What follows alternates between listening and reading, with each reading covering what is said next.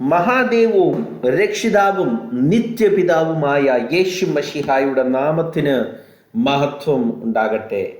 ഒരാശം കൂടെ എന്നെ ഈ മെസ്സേജിൽ ജോയിൻ ചെയ്യുന്ന എല്ലാ സഹോദരങ്ങളെയും ഈ മെസ്സേജിലേക്ക് സ്വാഗതം ചെയ്യുന്നു. നിങ്ങൾ ഞങ്ങളുടെ മെസ്സേജിനെ പ്രോത്സാഹിപ്പിച്ച് ഇതിനെ മറ്റുള്ളവരിൽ എത്തിക്കുന്നതിന് ഒരാശം കൂടെ നിങ്ങളെ നന്ദി അറിയിക്കുന്നു.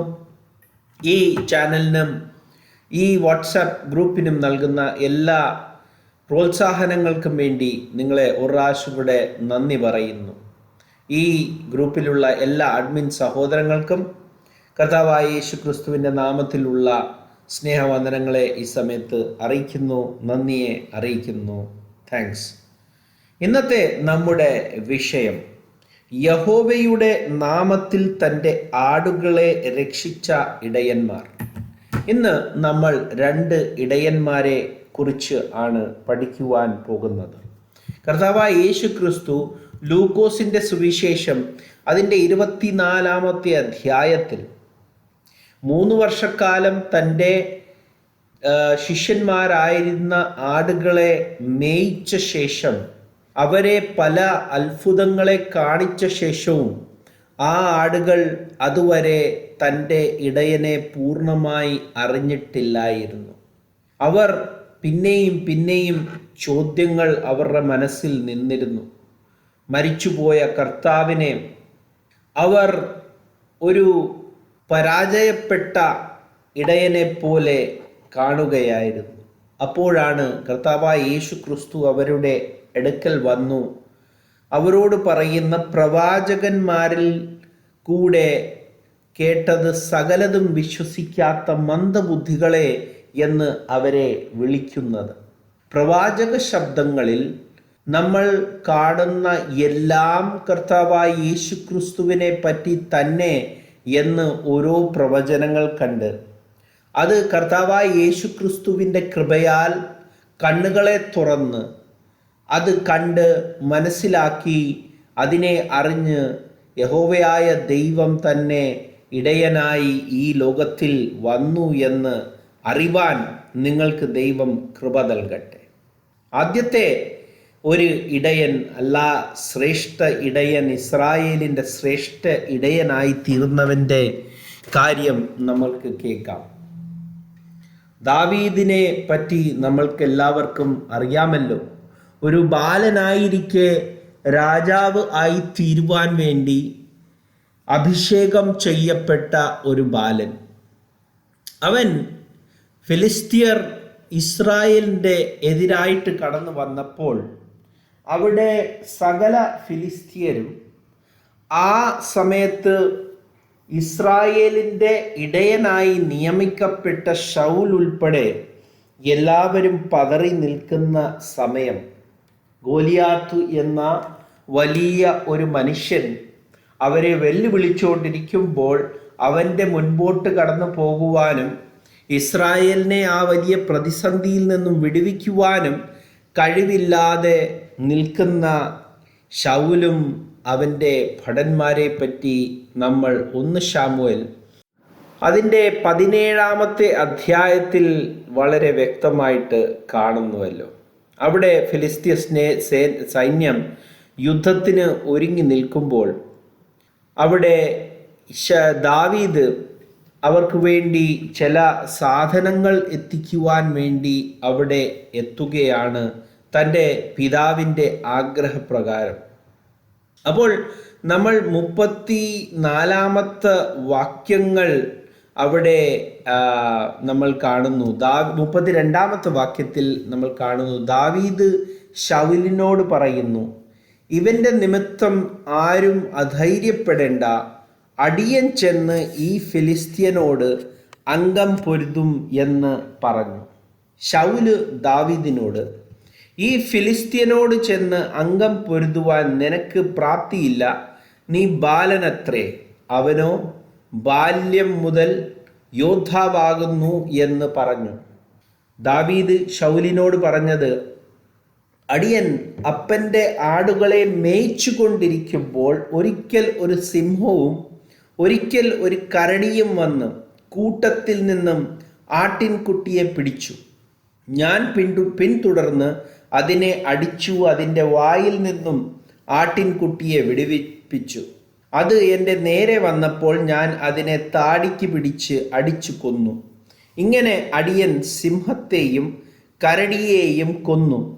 ആ അഗ്രചർമ്മിയായ ഫെലിസ്ത്യൻ ജീവനുള്ള ദൈവത്തിൻ്റെ സൈന്യത്തെ നിന്ദിച്ചിരിക്കുന്നു കൊണ്ട് അവനും അവയിൽ ഒന്നിനെ പോലെ ആകും എന്ന് പറയുന്നു. അപ്പോൾ വളരെ വ്യക്തമായിട്ട് കാണുന്നു, വളരെ ചെറിയ പ്രായത്തിൽ തൻ്റെ പിതാവിൻ്റെ ആടുകളെ മേയ്ക്കുന്ന ദാവീദിനെ ആണ് നമ്മൾ ഇവിടെ കാണുന്നത്. പക്ഷേ പരിശുദ്ധാത്മാവിൻ്റെ അഭിഷേകം ലഭിച്ച ശേഷം ഇസ്രായേലിൻ്റെ രാജാവ് ആയി ദൈവത്താൽ നിയമിക്കപ്പെട്ട ശേഷം ആണ് ദാവീദ് ഇവിടെ കടന്നു വരുന്നത്. അപ്പോൾ പരിശുദ്ധാത്മാവിൻ്റെ അഭിഷേകം അവന് അവിടെ ലഭിച്ചു കഴിഞ്ഞു എന്ന് വളരെ വ്യക്തമായിട്ട് നമ്മൾ കാണുന്നു. ആ ചെറിയ പ്രായത്തിൽ തന്നെ ആ ശക്തിയുടെ ആത്മാവ് അവനെ ഭരിക്കുന്നതായി നമ്മൾ കാണുന്നു. അപ്പോൾ അവിടെ അവൻ ഇടയനാണ്. പക്ഷേ അവൻ ഇപ്പോൾ ഇസ്രായേലിൻ്റെ ഇടയൻ ആകുവാൻ പോകുവാണ്. അവിടെ ഇസ്രായേലിൻ്റെ സകലരും പേടിച്ചു നിൽക്കുമ്പോൾ ആ ഇസ്രായേലിൻ്റെ ആടുകൾ, അതായത് മനുഷ്യരായ ആടുകളെ ഈ അഗ്രചർമ്മിയായ ഫിലിസ്ത്യ ദേശക്കാരനായ ഗോലിയാത്തിൽ നിന്നും അവൻ്റെ ആടുകളെ വിടുവിക്കുവാൻ വേണ്ടി അവൻ ആദ്യമായി നിൽക്കുന്നു. അവൻ എന്ത് കൊണ്ടാണ് അവിടെ നിൽക്കുന്നത് എന്ന് അവിടെ നമുക്ക് കാണുവാൻ സാധിക്കുന്നു. സിംഹത്തിൻ്റെ കയ്യിൽ നിന്നും കരടിയുടെ കയ്യിൽ നിന്നും എന്നെ രക്ഷിച്ച യഹോവ ഈ ഫിലിസ്ത്യൻ്റെ കയ്യിൽ നിന്നും എന്നെ രക്ഷിക്കും എന്ന് പറഞ്ഞു.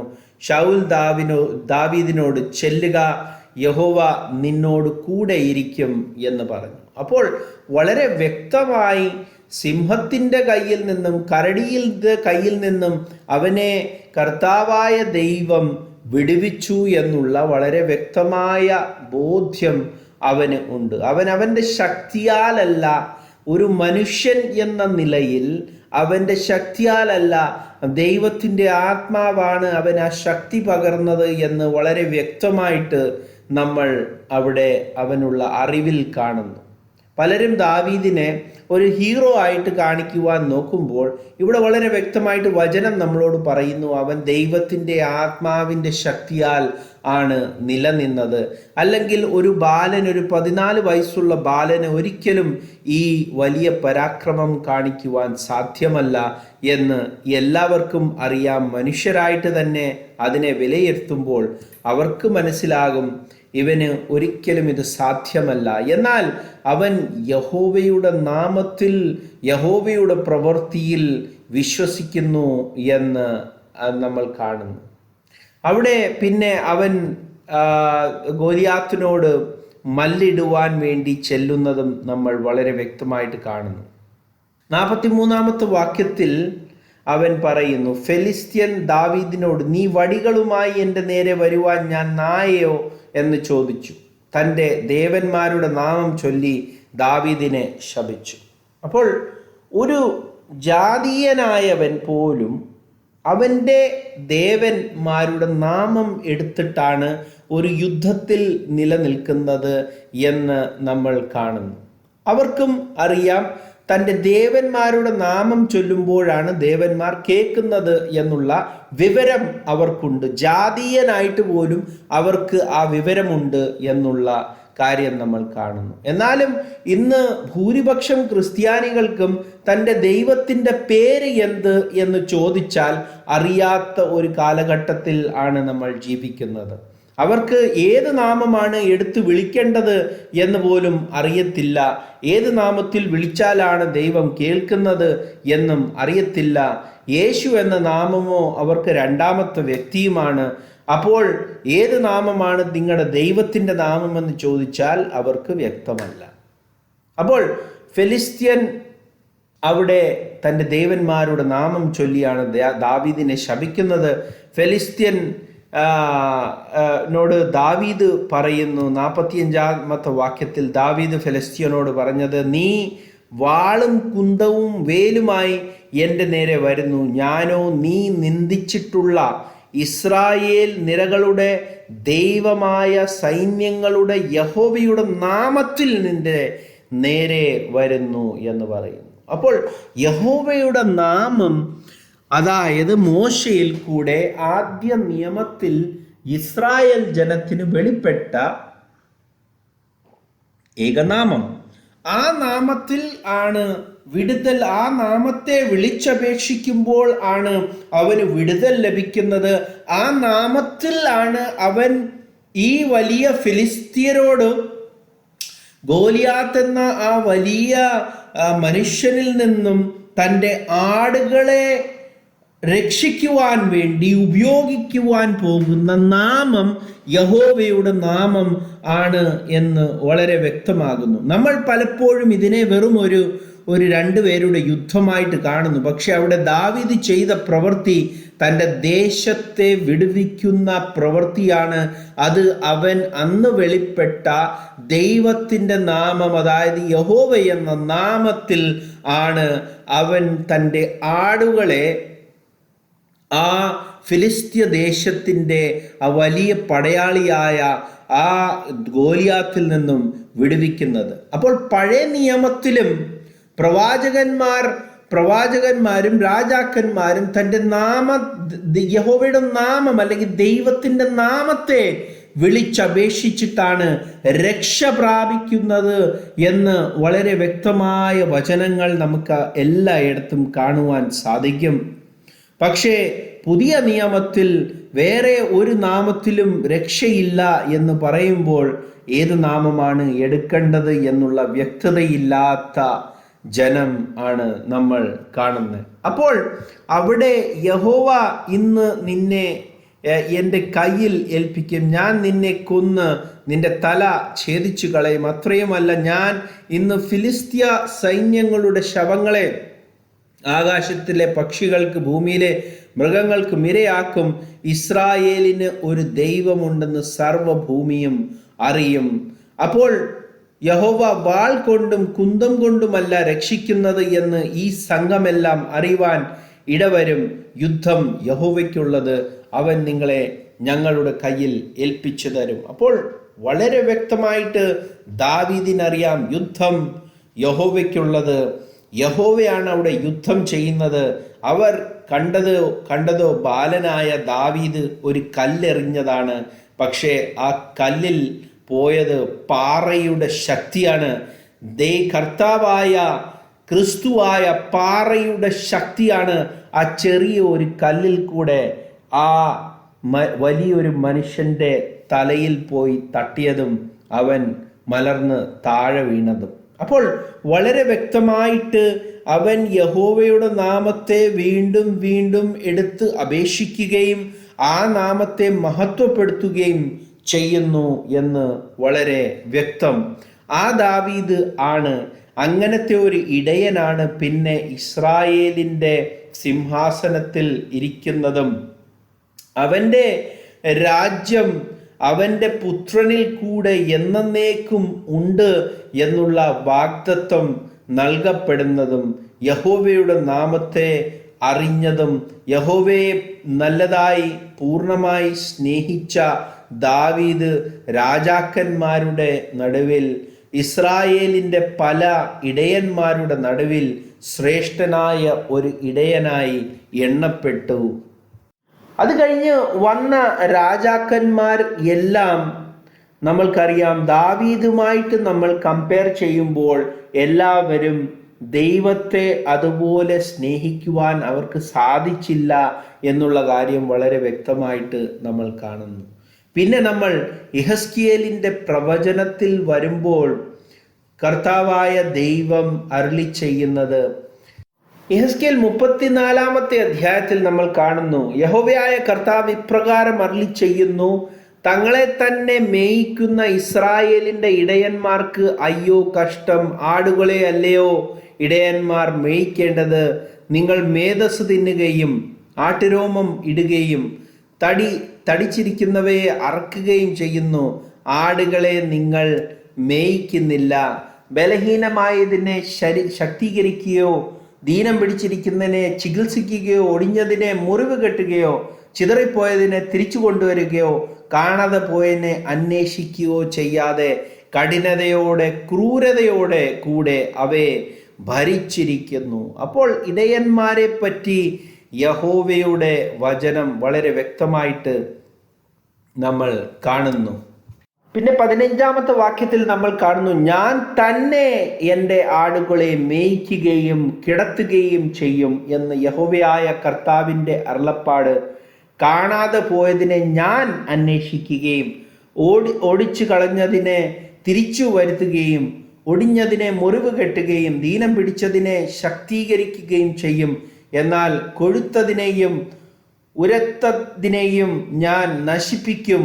ഞാൻ ന്യായത്തോടെ അവയെ മേയ്ക്കും. അപ്പോൾ യഹോവ തന്നെ തൻ്റെ ആടുകളുടെ ഇടയനായി ഈ ലോകത്തിൽ കടന്നു വരും എന്ന് വളരെ വ്യക്തമായിട്ട് അവിടെ പ്രവചനം നമ്മൾ കാണുന്നു. അപ്പോൾ ആടുകൾ, ഈ ലോകത്തിൽ മനുഷ്യരായി നിൽക്കുന്ന ആടുകൾക്ക് ആത്മാവായ ദൈവത്തെ കാണുവാൻ സാധ്യമല്ല. അവർക്ക് ആത്മാവ് ലഭിച്ചാൽ മാത്രമേ ആത്മാവായ ദൈവത്തെ കാണുവാനുള്ള കൃപ ലഭിക്കുകയുള്ളൂ. അങ്ങനെ തൻ്റെ ഇടയനെ കാണുവാനുള്ള ആത്മാവ് ലഭിക്കണമെങ്കിൽ ആദ്യം ആടുകളെ വിടുവിക്കുവാൻ വേണ്ടി, ആടുകളെ രക്ഷിക്കുവാൻ വേണ്ടി തൻ്റെ ജീവനെ തന്നെ നൽകുന്ന, അതായത് ദാവീദിനെ പോലെ സിംഹത്തിൻ്റെ വായിൽ നിന്നും വിടുവിക്കുവാനും കരടിയുടെ വായിൽ നിന്നും വിടുവിക്കുവാൻ വേണ്ടി തൻ്റെ ജീവനെ തന്നെ കൊടുക്കുവാൻ ആഗ്രഹിക്കുന്ന, കാംക്ഷിക്കുന്ന ഒരു ഇടയൻ ഈ ലോകത്തിൽ കടന്നു വരണം. അപ്പോൾ അന്ന് വരെ ദാവീദിനെ പോലെ തൻ്റെ ജീവനെ തൻ്റെ ഗോലിയാത്തിൻ്റെ മുമ്പിൽ വെച്ചതുപോലെ ആ ഇസ്രായേൽ ജനത്തെ വിടുവിക്കുവാൻ വേണ്ടി ആരും തൻ്റെ ജീവനെ വെക്കുവാൻ അന്ന് നിന്നില്ല എന്നുള്ള കാര്യം നമ്മൾ കാണുന്നു. അത് അങ്ങനെ ഒരു വിടുതൽ, അതായത് പൂർണ്ണമായ വിടുതൽ, ഈ ലോകത്തിലെ ഒരു യുദ്ധത്തിൽ നിന്നുമുള്ള വിടുതൽ അല്ല, നിത്യജീവൻ, അതായത് മരണത്തിൽ നിന്നും അവരെ വിടുവിക്കുവാൻ വേണ്ടി തൻ്റെ ജീവനെ തന്നെ നൽകുന്ന ഒരു ഇടയനെ ദൈവം ഒരുക്കുന്നു. ആ ഇടയൻ ഇവിടെ യെഹെസ്കേൽ പ്രവചനത്തിൽ ഞാൻ തന്നെ, അതായത് യഹോവ തന്നെ ആണ് എന്ന് വളരെ വ്യക്തമായിട്ട് നമ്മൾ കാണുന്നു. അതുകൊണ്ട് തന്നെ കർത്താവായ യേശു ക്രിസ്തുവിനെ പറ്റി മീഖായുടെ പ്രവചനത്തിൽ നമ്മൾ കാണുന്നത് എന്ത്? അധ്യായം 5 അവിടെ പറയുന്നു, 1 മുതലുള്ള വാക്യങ്ങളെ വായിക്കുന്നു. ഇപ്പോൾ പടകൂട്ടങ്ങളുടെ മക്കളെ പടകൂട്ടമായി കൂടുക, അവൻ നമ്മുടെ നേരെ വാട കോരുന്നു. ഇസ്രായേലിൻ്റെ ന്യായാധിപതിയെ അവർ വടികൊണ്ട് ചെകിടത്ത് അടിക്കുന്നു. ചെകിടത്ത് അടിക്കുവാൻ ഇസ്രായേലിൻ്റെ ന്യായാധിപൻ ആരാണ്? ഇസ്രായേലിൻ്റെ ന്യായാധിപൻ അത് ദൈവമായ യഹോവയായ ദൈവം തന്നെ. അങ്ങനെ വടികൊണ്ട് അവൻ അടിക്കപ്പെടണമെങ്കിൽ അവൻ ഈ ലോകത്തിൽ ഒരു മനുഷ്യനായി നിൽക്കണം. അവിടെ പിന്നെ പറയുന്നു, നീയോ ബെത്ലഹേമേ എഫ്രാത്ത, നീ യഹൂദ സഹസ്രങ്ങളിൽ ചെറുതായിരുന്നാലും ഇസ്രായേലിന് അധിപതിയായിരിക്കുന്നവൻ എനിക്ക് നിന്നിൽ നിന്നും ഉത്ഭവിച്ചു വരും. അവൻ ഉത്ഭവിച്ചു വരുന്നവനാണ്. അപ്പോൾ മനുഷ്യൻ എന്ന നിലയിൽ അവന് ഒരു ഉത്ഭവം ഉണ്ട്. ആ ഉത്ഭവം ആ സ്ത്രീയുടെ വിത്തായിട്ട്, സ്ത്രീയുടെ സന്തതിയായിട്ട്, സാത്താൻ്റെ തല തകർക്കുന്നവനായിട്ട് ഈ ലോകത്തിൽ കടന്നു വരണം. ആ ഒരു മനുഷ്യത്വം എന്ന നിലയിൽ അവന് ഉത്ഭവം ഉണ്ട്. പക്ഷേ അവൻ്റെ ഉത്ഭവം പണ്ടേ ഉള്ളത് തന്നെ, പുരാതനമായത് തന്നെ. ഈ പുരാതനം എന്നുള്ള വാക്ക് ഇവിടെ ഉപയോഗിക്കുമ്പോൾ ഏൻഷ്യന്റ് എന്ന വാക്യം ആണ് ഇംഗ്ലീഷിൽ ഉപയോഗിച്ചിരിക്കുന്നത്. ഏൻഷ്യന്റ് എന്ന പദം, അതായത് ഈ പുരാതനം എന്ന പദം ദൈവത്തിന് വേണ്ടി തന്നെയാണ് പഴയ നിയമത്തിൽ ഉപയോഗിച്ച് ഇരിക്കുന്നത്. അപ്പോൾ പുരാതനമായിരിക്കുന്നവൻ, അതായത് വചനം ദൈവം ആയിരുന്നു. അപ്പോൾ അവൻ ദൈവം തന്നെയാണ്. പക്ഷേ മനുഷ്യൻ എന്ന നിലയിൽ, ഇസ്രായേലിൻ്റെ ഇടയൻ എന്ന നിലയിൽ, ഇസ്രായേലിനെ മരണത്തിൽ നിന്നും വിടുവിക്കുവാൻ വേണ്ടി വരുന്നവൻ എന്ന നിലയിൽ അവന് ഉത്ഭവം ഉണ്ട്. അവൻ എടുത്ത മനുഷ്യത്വം ആണ് അത്. പക്ഷേ വചനം എന്ന നിലയിൽ, ദൈവത്തിൻ്റെ ആത്മാവ് എന്ന നിലയിൽ അവന് ഉത്ഭവം പുരാതനമായത് തന്നെ. അതായത് ആദിയിൽ വചനം ഉണ്ടായിരുന്നു. അതുകൊണ്ട് പ്രസവിക്കുവാനുള്ളവൾ പ്രസവിക്കുവോളം അവൻ അവരെ ഏൽപ്പിച്ചു കൊടുക്കും. അവൻ്റെ സഹോദരന്മാരിൽ ശേഷിപ്പുള്ളവർ ഇസ്രായേൽ മക്കളുടെ അടുക്കൽ മടങ്ങി വരും. എന്നാൽ അവൻ നിന്ന് യഹോവയുടെ ശക്തിയോടും തൻ്റെ ദൈവമായ യഹോവയുടെ നാമത്തിൻ്റെ മഹിമയോടും കൂടെ മേയ്ക്കും. അവൻ നിർഭയം വസിക്കും. അവൻ അന്ന് ഭൂമിയുടെ അറ്റങ്ങളോളം മഹാനാകുമല്ലോ. അപ്പോൾ അവൻ യഹോവയുടെ ശക്തിയാൽ ആണ് യഹോവയുടെ നാമത്തിൻ്റെ മഹിമയോടു കൂടെയാണ് അവൻ മേയിക്കുന്നത്. കർത്താവായ യേശു ക്രിസ്തു പറഞ്ഞു, ഞാൻ എൻ്റെ പിതാവിൻ്റെ നാമത്തിൽ വന്നിരിക്കുന്നു എന്ന് പറഞ്ഞു. തൻ്റെ പിതാവിൻ്റെ നാമത്തെയാണ് മഹത്വപ്പെടുത്തിയിരിക്കുന്നത് എന്ന് യോഹന്നാൻ്റെ സുവിശേഷം 17-ാമത്തെ അധ്യായത്തിലും പറയുന്നു. യോഹന്നാൻ്റെ സുവിശേഷം 5-ാമത്തെ അധ്യായത്തിലാണ് ഞാൻ 43-ാമത്തെ വാക്യം, ഞാൻ എൻ്റെ പിതാവിൻ്റെ നാമത്തിൽ വന്നിരിക്കുന്നു. അപ്പോൾ ഇടയൻ വരുമ്പോൾ ദൈവത്തിൻ്റെ നാമത്തിൽ വരുന്നവൻ, യഹോവയുടെ നാമത്തിൽ വരുന്നവൻ യഹോവയുടെ നാമത്തെ പ്രസിദ്ധമാക്കുന്നു എന്ന് വളരെ വ്യക്തമായിട്ട് അറിയുന്നു. അപ്പോൾ ആ നാമത്തിൽ ആണ് ശക്തി, ആ ആത്മാവിൻ്റെ പ്രവൃത്തിയിൽ ആണ് ശക്തി. ആ പിതാവ് എന്നിൽ വസിച്ചുകൊണ്ട് തൻ്റെ വേലയെ ചെയ്യുന്നു, ഞാനോ സ്വയമേ ഒന്നും ചെയ്യുന്നില്ല. അപ്പോൾ ദാവീദ് പറഞ്ഞത് മാതിരി യഹോവയുടെ ശക്തി എൻ്റെ മേൽ ഉള്ളതുകൊണ്ട്, യഹോവയുടെ നാമത്തിൻ്റെ ആ അധികാരം, യഹോവയുടെ നാമത്തിൻ്റെ ശക്തി എൻ്റെ മേൽ ഉള്ളതുകൊണ്ട് ഞാൻ തൻ്റെ ആടുകളെ അവനിൽ നിന്നും രക്ഷിച്ചു, ഇനിയും ഇസ്രായേലിനെയും ഞാൻ രക്ഷിക്കും എന്ന് പറഞ്ഞുകൊണ്ട് യഹോവയുടെ നാമത്തിൽ അവൻ യുദ്ധം ചെയ്തതുപോലെ യഹോവയുടെ നാമത്തിൽ യുദ്ധം ചെയ്ത യേശു മശിഹ എന്ന മനുഷ്യനായ മശിഹായ യേശു എന്ന ആ മനുഷ്യൻ പ്രസിദ്ധമാക്കിയത് ആരുടെ നാമം ആണ്? അത് യഹോവയുടെ നാമമാണ് എന്ന് പത്രോസ് അരുളി ചെയ്യുന്നു. യോവേൽ പ്രവചനത്തിൽ 2-ാമത്തെ അധ്യായം 32 മുതലുള്ള വാക്യത്തിൽ യഹോവയുടെ വലിയതും ഭയങ്കരമായ ദിവസത്തിൽ യഹോവയുടെ നാമത്തെ വിളിച്ചപേക്ഷിക്കുന്നവൻ ഏവനും രക്ഷിക്കപ്പെടും. പത്രോസ് പറയുന്നു, ആ നാമം കർത്താവിൻ്റെ നാമം ആകുന്നു. കർത്താവിൻ്റെ നാമം വിളിച്ചപേക്ഷിക്കുന്നവൻ ഏവനും രക്ഷിക്കപ്പെടുമെന്ന് അപ്പോസ്തല പ്രവൃത്തിയിൽ 2-ാമത്തെ അധ്യായത്തിൽ 16 മുതൽ 21 വരെയുള്ള വാക്യങ്ങളിൽ പറയുന്നു. പിതാവിൻ്റെ നാമത്തിൽ വന്നവൻ, പരിശുദ്ധാത്മാവ് അവൻ്റെ നാമത്തിൽ തന്നെ വരുമെന്ന് യോഹന്നാൻ്റെ സുവിശേഷം 14-ാമത്തെ അധ്യായത്തിൽ ഓർമ്മിപ്പിച്ചവൻ, അവൻ യഹോവയുടെ നാമത്തിൽ യഹോവയുടെ ജനത്തെ വിടുവിക്കുവാൻ വേണ്ടി കടന്നു വന്നു. അവൻ ബെത്ലഹേമിൽ നിന്നും വരുമെന്ന് മീഖയുടെ പ്രവചനം പറയുന്നു. അവൻ യഹോവയുടെ ശക്തിയോടും തൻ്റെ ദൈവമായ യഹോവയുടെ, മനുഷ്യൻ എന്ന നിലയിൽ തൻ്റെ ദൈവമായ യഹോവയുടെ നാമത്തിൻ്റെ മഹിമയോട് കൂടെ മേയിക്കും. ആ നാമത്തിൻ്റെ മഹിമയോട് കൂടെയാണ് അവൻ പറഞ്ഞത്, ഞാൻ നല്ല ഇടയൻ ആകുന്നവൻ, എൻ്റെ ആടുകൾ എന്നെ അറിയുന്നു എന്ന് പറയുന്നു. ഇന്ന് അവനെ അറിയാവുന്ന ആടുകൾക്ക് അവൻ്റെ നാമത്തെ അറിയാം. യേശു മശിഹ എന്ന നാമം യഹോവയുടെ നാമമാണെന്നും അത് പിതാവായ ഏക ദൈവത്തിൻ്റെ നാമമാണെന്നും അവൻ്റെ നാമത്തിൽ തന്നെയാണ് പരിശുദ്ധാത്മാവ് വരുന്നത് എന്നും അറിയുന്നു. അതുകൊണ്ട് തൻ്റെ ആടുകൾ ആകുവാൻ വേണ്ടി പത്രോസ് പറഞ്ഞ ആ വലിയ സുവിശേഷത്തെ ഗ്രഹിക്കുക. മാനസാന്തരപ്പെട്ട് നിങ്ങൾ ഓരോരുത്തരും കർത്താവായ, അതായത് അഡോനായി, കർത്താവായ, സകലത്തിൻ്റെയും കർത്താവായ അഡോനായി ഈ ആയ യേശു മശിഹായുടെ നാമത്തിൽ നിങ്ങൾ പാപമോചനത്തിനായി സ്നാനമേൽപ്പീൻ, എന്നാൽ നിങ്ങൾക്ക് പരിശുദ്ധാത്മാവിൻ്റെ ദാനം ലഭിക്കും. ആ ദാനം ലഭിക്കുമ്പോൾ മാത്രമേ പൂർണ്ണമായ സുവിശേഷം നിങ്ങൾക്ക് ഗ്രഹിക്കുവാൻ സാധിക്കുകയുള്ളൂ. നിങ്ങൾ ആ ആട്ടിൻകൂട്ടത്തിൽ ചേർക്കപ്പെടുകയുള്ളൂ.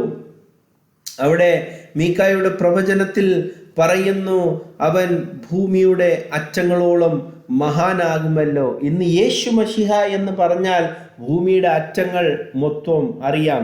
പലർക്കും യഹോവ എന്ന് പറഞ്ഞാൽ ആ നാമത്തെ പൂർണ്ണമായി അറിയത്തില്ല. എങ്കിൽ പോലും യേശു മശിഹായുടെ നാമം ഇന്ന് ലോകത്തിൽ വലിയ പ്രസിദ്ധമായി നിൽക്കുന്നതും, ജീസസ് ക്രൈസ്റ്റ് എന്ന് പറഞ്ഞാൽ, അല്ലെങ്കിൽ യേശു മശിഹ എന്ന് പറഞ്ഞാൽ എല്ലാ ദേശങ്ങളുടെയും ആൾക്കാർക്ക് അറിയാം ഇത് ക്രിസ്ത്യാനികളുടെ ദൈവം ആയിരിക്കുന്നവൻ ആണ് എന്ന് വളരെ വ്യക്തമായിട്ട് അവർക്ക് അറിയാം.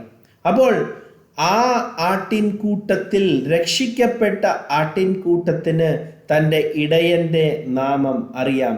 ആ ഇടയൻ വന്നത് യഹോവയുടെ നാമം പ്രസിദ്ധമാക്കുവാൻ വേണ്ടി, പിതാവിൻ്റെ നാമം, പിതാവായ ഏക ദൈവത്തിൻ്റെ നാമം പ്രസിദ്ധമാക്കുവാൻ തന്നെ എന്ന് അറിയുക. ആ ഇടയൻ യഹോവയായ ദൈവം തന്നെ എന്ന് യെഹെസ്കേൽ പ്രവചനത്തിൽ കൂടെ അറിയുക. അവനെ അറിയുന്നവർ മാത്രമേ അവൻ്റെ ജനമായി തീരുകയുള്ളൂ. അല്ലാത്തവർ എല്ലാം നശിക്കപ്പെടും. അന്ത്യനാളിൽ കർത്താവിൻ്റെ നാമം ഏത് എന്ന് വിളിച്ചപേക്ഷിക്കുവാൻ പോലും അവർക്ക് അറിയത്തില്ല. ഗോലിയാത്ത് പോലും തൻ്റെ ദേവന്മാരുടെ നാമത്തെ വിളിച്ചപേക്ഷിച്ചാണ് യുദ്ധത്തിൽ കടന്നുപോയത്. ഈ വരുവാനുള്ള യുദ്ധങ്ങളിൽ, തൻ്റെ ജീവന്റെ യുദ്ധങ്ങളിൽ തൻ്റെ ദൈവത്തിൻ്റെ നാമം അറിയാതെ നിങ്ങൾ എങ്ങനെ കടന്നു പോകും? ആ നാമത്തിൽ ആണ് രക്ഷ. യഹോവയുടെ, അതായത് കർത്താവിൻ്റെ നാമത്തെ വിളിച്ചപേക്ഷിക്കുന്നവൻ ഏവനും രക്ഷിക്കപ്പെടും. നല്ല ഇടയനായ യേശുവിനെ അറിയുക. ദൈവം നിങ്ങളെ അനുഗ്രഹിക്കട്ടെ. Thank you.